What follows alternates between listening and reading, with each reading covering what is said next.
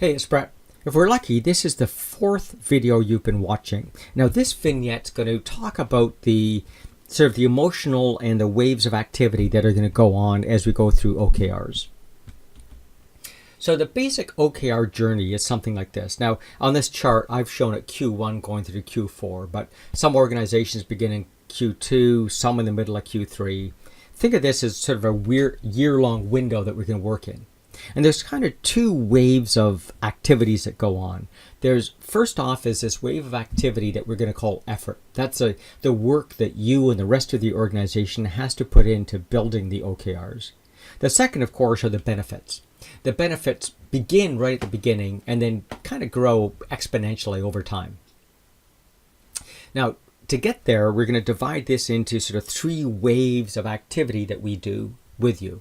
The first wave is helping you learn about OKRs. And along that journey, we're going to start off with your strategy. And the first thing we're actually going to do is do a quick survey to benchmark where your current status is. And we'll come back to these stats later to see if we've made an improvement in the organization. The first work we're going to do with you is the OKR building activity. So working with you and your team, we're going to identify the scope of work that you work on, what are your specific objectives, what are your KRs, and so forth. And there's a second step that you'll probably need to go through, which is all about gathering data and putting in the targets. And if we're lucky, you have that data available and away we go. So that's the end of the effort. That takes a week, maybe 2 weeks. You're at the pinnacle. And then the next step is to begin using this thing. Now, we're going to roll this out across all three locations. So by the time we come back to use it, it could be 2 or 3 weeks from now. And what that looks like is we're going to begin building a cadence of accountability. So you're going to have a series of monthly meetings where you're going to discuss the performance, and weekly meetings where you're going to discuss the performance, and daily meetings. What we're trying to do is A, get the mystery out of those conversations so everyone knows how the organization's doing, and taking the risk out of it so we can all have a great conversation about performance. I mean, if you think about it, right, if we were playing a game of soccer or football, everyone on the team can see how everyone else is playing. So we have that transparency. Let's bring that back to Demonware, where we have transparency about what's going on in all the teams, all the departments, and we can figure out how to coordinate ourselves better. Now, it's going to take us a series of meetings to get better at it, but as you have those meetings, the performance of the organization gets better and better. So at the beginning, you gain because you have clarity about strategy, you get clarity about your department, you get clarity about your team, you get clarity about what you're doing, and now we begin getting better and better performance. A couple of more steps. Every quarter, you're going to need to get together and refresh those strategies and make sure that we're keeping up with the competition and so forth. That's what we call institutionalizing the performance habits. So once a quarter, you're going to refresh your key results and your objectives just to make sure they're on target. And that way we stay agile.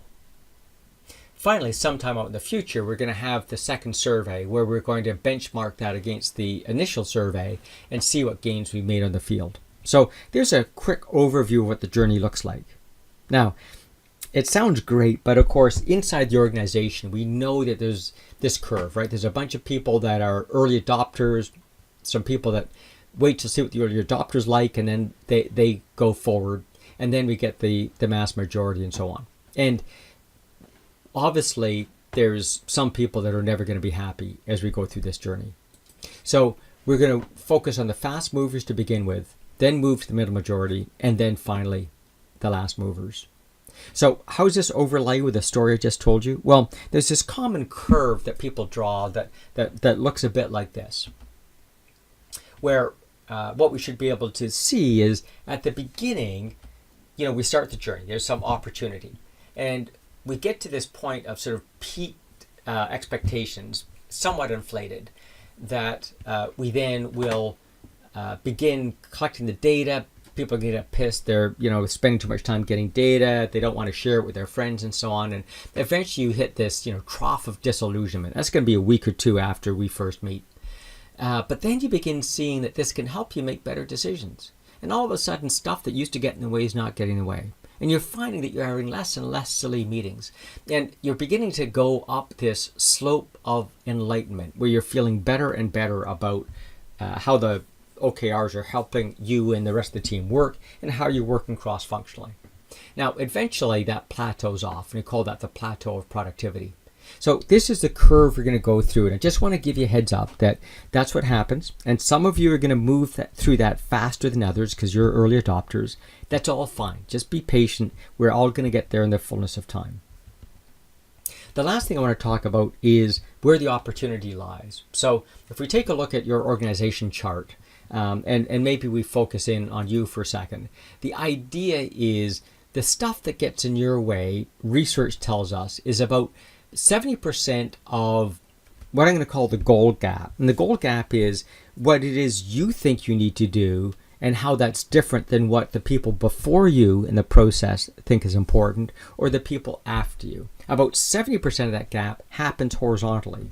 Only 30% happens vertically. In other words, typically we understand what the boss wants and we can make that happen, but it's the people before us and after us that cause us grief. And sometimes, especially in businesses like yours, they're not inside Demonware. They're your customers or your customers' customers. And that's where the disconnects happen. And that's where we're focusing these OKRs to begin closing those gaps for you. So there's a quick overview of the processes, the rough timing, the emotions, and where the sticky parts are.